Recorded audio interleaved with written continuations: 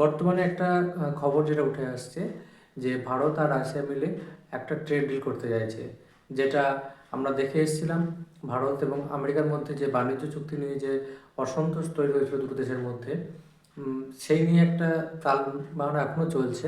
তো এর মধ্যে ভারত কিন্তু রাশিয়ার দিকে হাত বাড়িয়েছে, আর রাশিয়াও ভারতের দিকে হাত বাড়িয়ে একটা মানে ট্রেড ডিল একটা সম্পন্ন করতে চাইছে, যেটা কিন্তু ভারতের অর্থনৈতিক যে ভারসাম্য সেটা কিন্তু বজায় রাখবে এবং ভারতকে অর্থনীতির যে আরও কিন্তু এগিয়ে নিয়ে যায় বলে মনে করা হচ্ছে। নমস্কার প্রিয় দর্শক বন্ধু, আমি সাহেব।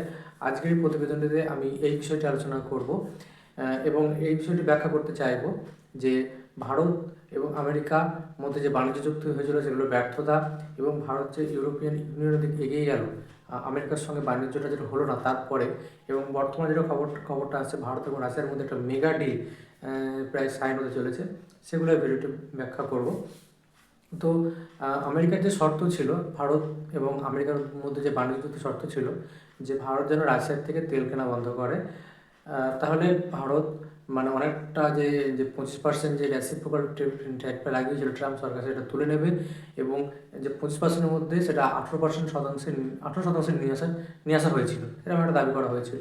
তো এতে কিন্তু একটা ভালো মানে পজিটিভ দেখা গিয়েছিল, কিন্তু কন্ডিশন ছিল ভারত যেন রাশিয়া থেকে তেল না কেনে। তো ভারতকে তেল কেনার জন্য অনুরোধ করেছিল আমেরিকা আর ভেনেজুয়েলা থেকে। ভেনেজুয়েলা তো এখন আমেরিকা কন্ট্রোল করে, অর্থাৎ আমেরিকা যে দামে বেচতে চাইবে বা যেভাবে বেচতে চাইবে, যদি ডলারে বেচতে চায় তাহলে সেভাবে ভারতকে কিনতে হবে।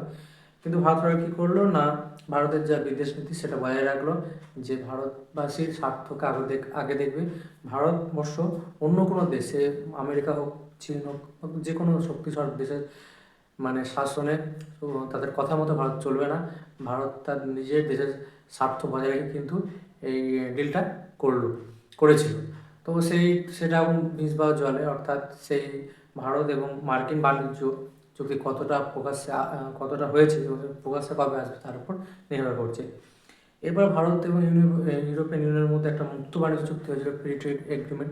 সেটা ভারতীয়দের জন্য ভালো। ভারতীয় যে সকল শিল্পপতি রয়েছে তারা বহুদিন ধরে চেষ্টা করছিল যে ইউরোপের বা এটা যেন পায়, সেটা কিন্তু এই চুক্তি মাধ্যমে পেয়ে যাবে।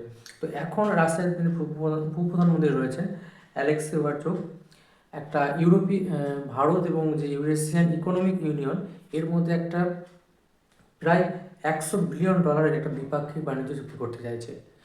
তো ভারত এবং মস্কো যদি কাছাকাছি আসে, তাহলে অর্থনৈতিক দিক থেকে ভারত অনেকটা মানে এগিয়ে যাবে। কেননা যেটা রাশিয়ার যে সমস্ত বিগ জায়ান্ট কোম্পানিগুলো রয়েছে, তার এখানে প্রায় 2.2 বিলিয়ন মানুষের বাজারটা কিন্তু তারা পেয়ে যাবে। তো এর ফলে কী হয়, ভারতে যত বৈদেশিক বিনিয়োগ আসবে, ভারতের বৈদেশিক মুদ্রার ভাণ্ডার তত কিন্তু বাড়বে এবং ভারতের অর্থনীতি এগিয়ে যাবে। এটা একটা ভালো দিক যে ভারত এই শতাব্দীতে এবং 21 শতাব্দীতে ভারত প্রত্যেকটা দেশের সঙ্গে একটা সুসম্পর্ক বজায় রেখে ভারত চলছে। ভারতের বৈদেশিক নীতি এখন খুব স্ট্রং, মানে কোনো দেশের প্রেশারে এসে ভারত কোনো রকম তার নীতি পাল্টায় না।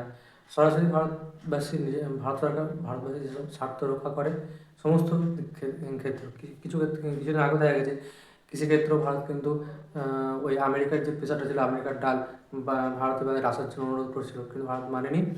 ভারত আমেরিকার ডালের উপর প্রায় 30% রেসিপ্রোকাল ট্যারিফ লাগিয়ে দিয়েছে, যেটা আমেরিকার চাষিদের প্রায় মাথা হাত করেছে। এবং এটাও শোনা গেছে আমেরিকার ওই সমস্ত এলাকায় যেখান থেকে ডাল উৎপন্ন হয়, সেখানে সেসব সরকারের বিরুদ্ধে তারা কিন্তু ক্ষোভ জানিয়েছে এবং ট্রাম্প সরকার অনুরোধ করেছে যেন ভারতের সঙ্গে এই সম্পর্ক ভালো রেখে চলে। তো যেটা বোঝা যাচ্ছে যে আগামীতে ভারত রাশিয়া যদি এই চুক্তিটা হয়, তাহলে ভারতের কী হবে, ভারতের রাশিয়ার সঙ্গে তেল কেনার কোনো রকম বিধিনিষেধ থাকবে না। ভারত যে কোনোভাবেই তেল কিন্তু রাশিয়া থেকে কিনতে পারবে এবং এটাই ভারতবর্ষের বৈদেশিক নীতি হওয়া উচিত বলে মনে হয়।